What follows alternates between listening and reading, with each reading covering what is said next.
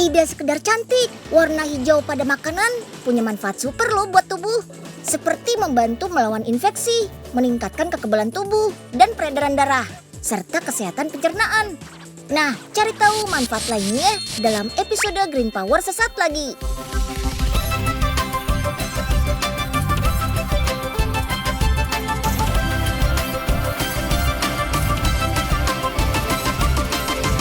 Si Unyil, yuk kita kemon.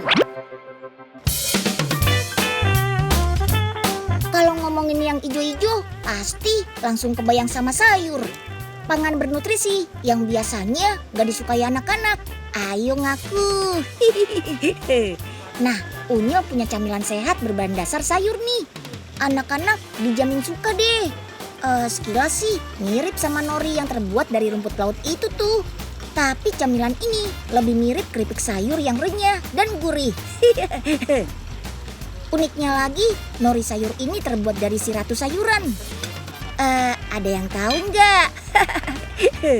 Yuk kita kemon ke lokasi pembuatannya yang ada di Bogor, Jawa Barat. Ini dia yang namanya Ratu Sayuran. Yap kali. Sekilas sih mirip sama sayur sawi ya. Sayuran berwarna hijau ini masih punya hubungan saudara dengan kubis, kailan, dan brokoli. Oh iya, kale disebut Ratu Sayuran karena punya kandungan gizi dan vitamin yang jauh melebihi sayuran manapun. Makanya sayur kale juga dikategorikan sebagai superfood. Sayur kale yang masih segar ini punya rasa yang agak pahit gitu deh. Jadi harus ditambahkan daun singkong untuk menyimbangkan sekaligus memperkaya rasa keripik sayurnya. Daun singkong juga bakal menaikkan nutrisi keripik sayurnya. Karena daun singkong dikenal kaya akan antioksidan yang ampuh mencegah kanker, hingga asam amino esensial yang siap meregenerasi sel tubuh. Mantap! Kale dan daun singkong yang sudah dicuci bersih kemudian direbus dan dihaluskan berbarengan dengan cara seperti ini. Proses penghalusan juga dibarengi sama pemberian bumbu tambahan sebagai pengikat adonan sayurnya, seperti tepung tapioka, garam, dan gula. Oh iya, adonan ini bebas gluten, tidak memakai telur dan susu, juga tanpa penyedap buatan sama sekali. Nah, sekarang hasil adonan dicetak berbentuk lembaran, menggunakan loyang dengan alas berbahan silikon seperti ini. Tujuannya biar kalau sudah matang nanti, hasilnya jadi nggak lengket deh. Tuh lihat, sudah kelihatan kan gimana tekstur nori dari perpaduan sayur kale dan daun singkongnya. Lanjut yuk, biar adonannya bisa kering dan renyah sempurna. Lembaran nori sayurnya bakal dipanggang nih, menggunakan oven selama kurang lebih 45 menit. Wih, nori sayurnya sudah jadi tuh. Nori sayur ini bisa dikonsumsi mulai dari bayi berumur 9 bulan. Nori sayur bakal dikemas menggunakan kemasan berbahan aluminium foil yang kedap udara dan tahan dari sinar matahari. Dalam satu kemasan ini berisikan 15 gram nori sayur yang bisa tahan sampai setahun loh. Mantap! Selain bisa dimakan langsung sebagai camilan, nori sayur ini bisa dijadikan penggantian kerupuk saat makan utama. Atau bisa juga dinikmati bersama sup ayam gambas hangat yang menyehatkan. Wah, bisa banget tuh teman-teman Rikuk di rumah. Ini dia bahan-bahannya. Ada daging ayam, gambas atau lebih dikenal sayur oyong, soun, tomat, bawang merah, bawang putih, juga bumbu penyedap lainnya. Pertama-tama bikin kuah kaldunya dulu yuk. Bahan rempah sop direbus sampai mendidih. Lalu terakhir tambahkan daging ayamnya. Rebus sebentar dan kuah kaldunya sudah jadi deh. Lanjut, sekarang bikin supnya yuk. Bawang putih dan bawang merah ditumis sampai harum. Lalu tambahkan kuah kaldu yang sudah dibuat tadi. Jangan lupa sama daging ayamnya juga ya. Tambahkan garam, merica, sama gula secukupnya, sesuai selera. Terakhir baru deh masukkan gambas atau sayur oyongnya. Gak perlu lama kok, karena gambas cepat matangnya. Dan tada! Sup ayam gambasnya sudah jadi nih. Tinggal dikreasikan sama tambahan soun dan tuang deh supnya. Nori sayurnya juga nggak boleh ketinggalan tuh. Let's go, saatnya kita icip-icip. Wih.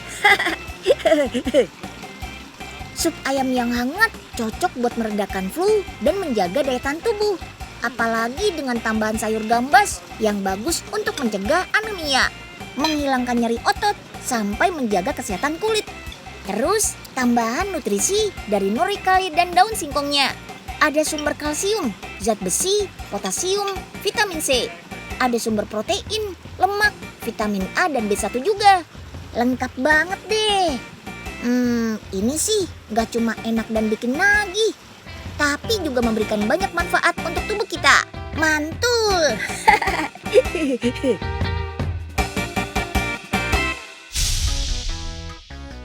Den Unyil, itu makan apaan sih? Kelihatannya enak bener. Oh, ini keripik sayur, Pak. Dari sayur kale sama daun singkong, Pak. Ya elah, kalau daun singkong sih dilalap aja, Den. Pakai nasi sama sambal juga udah kenyang. Nah, itu Unyil tuh. Ambul kerjain ah. Loh, Nah, ini dia nih. Pasti dapat. Waduh, tolong. Kau kan nggak bisa ngelihat nih. Wah, awas Pak, ada pohon. Aduh. Ya ampun, dasar kamu, Bul. Aduh.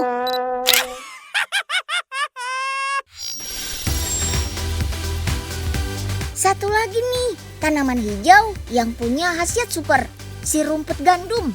Bukan sekedar rumput ya, rumput yang satu ini bisa meningkatkan kekebalan tubuh loh. Rumput gandum merupakan tanaman yang berasal dari Laut Merah dan Laut Mediterania seperti Turki, Syria, Iran, dan Irak. Benih gandumnya masih harus didatangkan dari Australia. Untuk budidaya, rumput gandum yang digunakan berjenis Triticus aestivum. Yuk, kita mulai dari mengecambahkan biji gandum. Rendam biji gandum dalam air bersih sampai setengah hari. Biji gandum memang harus dalam keadaan lembab agar pertumbuhan gandum jadi optimal. Letakkan di tempat yang gelap agar kecambahnya muncul. Sip deh. Kalau sudah berkecambah, biji bisa langsung kita tanam. Gunakan pupuk organik yang dicampur dengan sekam bakar. Sekam bakar mengandung unsur hara yang dibutuhkan tanaman loh. Daya serap airnya juga tinggi. Yuk kita siram rumput gandumnya. Dalam sehari siram sebanyak 3 kali ya. Tanaman ini tidak butuh banyak paparan matahari. Jadi harus terus kita lindungi agar daun tidak mengering. Pertumbuhan rumput gandum pun jadi optimal deh. Daya tumbuh tanaman ini sangat cepat. Dalam 1 hari rumput gandum bisa tumbuh sampai 3 cm loh. Dan 7 hari setelah tanam, kita bisa panen rumput gandumnya. Hore! Jangan sampai lewat dari 7 hari ya, karena bisa bikin daun menguning. Artinya kandungan klorofil di dalam daun sudah menurun. Setelah panen, tanaman tidak dipakai lagi. Ini cara untuk menjaga kualitas nutrisi rumput gandum. Mantap! Sekarang kita cuci rumput gandum dengan air bersih. Oh iya, hampir 70% rumput gandum mengandung klorofil.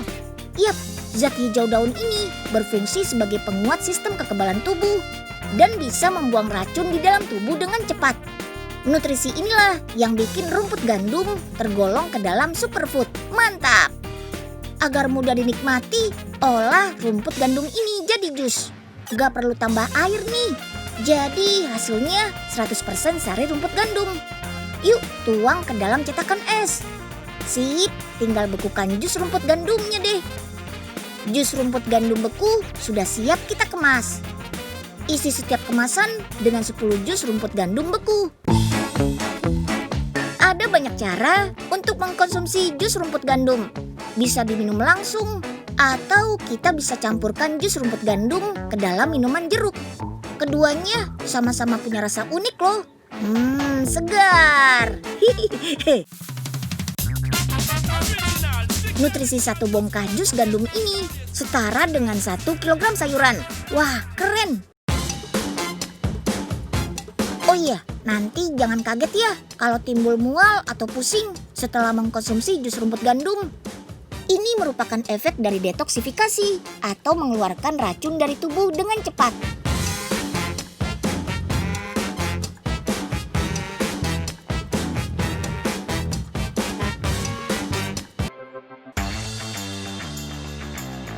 Ada yang kenal sama seledri Jepang alias Ashitaba? Tanaman hijau ini berasal dari Haichijo Island, si pulau panjang umur. Penduduk di pulau ini terkenal dengan umur panjangnya yang mencapai usia 90 tahun. Rahasianya, ya daun Ashitaba yang mengandung antioksidan tinggi yang bermanfaat untuk booster imun dan melawan virus penyakit. Ashitaba juga memiliki kandungan antibakteri, anti kanker, anti tumor, dan bikin awet muda. Sekarang tanaman ini sudah tumbuh subur di Indonesia loh, tepatnya di Trawas, Jawa Timur. Tanaman ini memang belum umum dikonsumsi masyarakat Indonesia, tapi kalau di Jepang tanaman ini eksis banget. Biasanya digunakan sebagai bahan makanan dan juga obat. Makanya panen Ashitaba di sini juga diekspor ke Jepang untuk memenuhi kebutuhan Ashitaba di sana. Ashitaba ini akan diolah menjadi tepung yang bisa diolah lagi sesuai selera. Kenalan lebih dekat sama Ashitabanya yuk, kita kemon! Trawas yang merupakan kaki gunung Welirang memang pas banget nih untuk ditanami tanaman Ashitaba. Uniknya, waktu tanam dan panen tanaman ini tidak terlalu lama. Dalam waktu 2 bulan sekali, Ashitaba sudah bisa dipanen. Untuk dijadikan tepung, tanaman yang diambil adalah tanaman yang tidak terlalu muda, tapi juga tidak terlalu tua. Pokoknya sedang-sedang saja. Nah, kalau sudah dipetik, tinggal ditimbang deh, lalu dicuci. Dengan begini, daun Ashitaba siap untuk dikirim ke pabrik pengolahan tepung Ashitaba. Yuhu! Aduh, Pak Oga mana sih nih? Masa Unyil ditinggal sendirian di kebun gini? Hah, nggak setia kawan banget. Aduh, kok hawanya dingin gini ya? Unyil ngerasa ada yang ngeliatin deh. Tapi nggak ada orang. Ciluk. Bah. Ada setan. Ya ampun, Pak Oga. Apaan sih? Unyil kan jadi kaget. Wow, Denunya kaget apa takut? Ayo, jadi anak nggak boleh penakut, Den.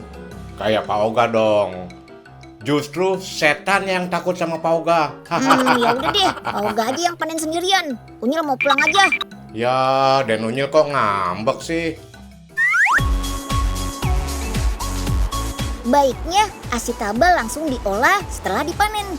Tapi kalau stoknya masih banyak, Ashitaba harus disimpan dulu di ruang pendingin dengan suhu di bawah 25 derajat Celcius. Kalau sudah siap untuk diolah, baru deh disortir dari kotoran dan dicuci. Proses pencucian ini dilakukan secara manual supaya lebih bersih. Setelah itu, masuk ke proses pemotongan supaya proses pengukusannya lebih mudah. Lanjut, ini dia proses pengukusan. Fungsinya supaya daun dan batang Ashitabanya lunak, sekaligus membunuh bakteri yang mungkin ada pada Ashitaba alias steril. Kalau sudah, Ashitabanya dicacah supaya lebih mudah kering saat proses oven. Proses oven berfungsi untuk mengeringkan Ashitaba. Suhu yang dibutuhkan mencapai 100 derajat Celcius.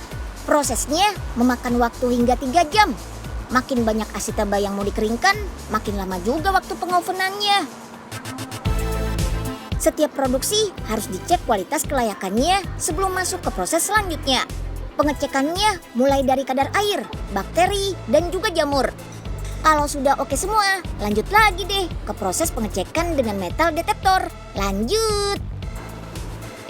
Ini dia metal detektornya. Dengan alat ini, materi logam yang mungkin terdapat pada serbuk bisa terdeteksi. Kalau ada logamnya, proses dihentikan dulu sementara. Setelahnya, masuk ke proses quality control secara manual.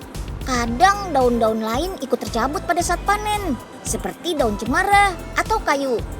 Nah, partikel lain selain asitaba itulah yang harus dibuang. Kalau sudah, tinggal ke proses akhir nih, yaitu menggiling daun hingga menjadi serbuk. Penggilingan ini membuat daun menjadi selembut tepung terigu. Teksturnya pun mirip, keren ya. Sepintas, tepung asitaba ini mirip sekali dengan green tea ya. Mulai dari warna, bau, dan juga rasanya. Tapi ada sedikit perbedaan dalam rasa nih. Kalau green tea ada rasa sedikit pahit setelah kita mencicipinya. Tapi kalau di asitaba nggak ada rasa pahitnya, enak. Karena asitabanya sudah berbentuk tepung seperti ini, jadi gampang deh untuk mengolahnya jadi kue dan minuman. Bareng sama Chef Ervin, Raihan, dan Kira, yuk kita bikin bareng-bareng. Pertama, kita bikin cheesecake ya. Chef Ervin sudah siapkan sponge cake-nya nih. Sekarang giliran Raihan dan Kira yang beraksi. Whipped cream-nya ditambah dengan tepung asitaba dulu dan diaduk hingga rata. Baru deh ditambah cream cheese. Terus aduk lagi sampai tercampur dengan sempurna. Sponge cake dioleskan dengan simple sirup sebagai perekat.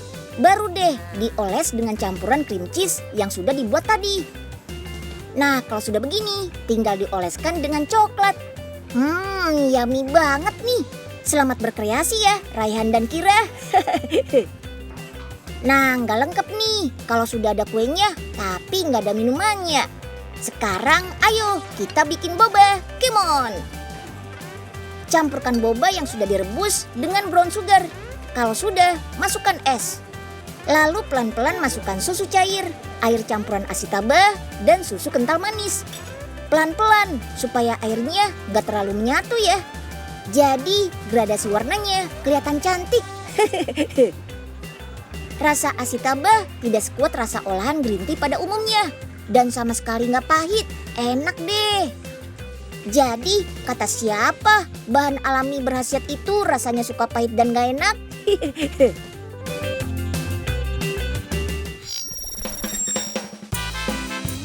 Wih, lihat tuh warnanya hijau segar. Ini adalah adonan untuk membuat cookies green tea. Teman-teman tahu dong kalau green tea dikenal kaya nutrisi. Ada antioksidan, kalium, dan vitamin. Kerennya lagi, green tea juga mengandung asam amino dan theanin yang bisa mengurangi kecemasan dan ketegangan. Langsung cekidot cara membuat cookiesnya yuk. Come on! Sekarang kita buat adonannya dulu yuk. Campur semua bahan-bahan ke dalam tangki mixer berkapasitas 600 kg adonan ini.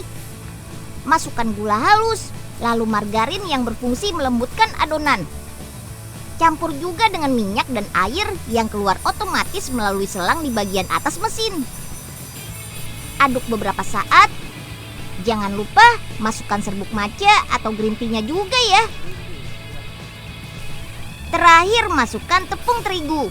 Come on, aduk lagi. Sekarang giliran 45 kg Coco Chips-nya. Akhirnya, ini dia adonan biskuit green tea Coco Chips yang sudah jadi.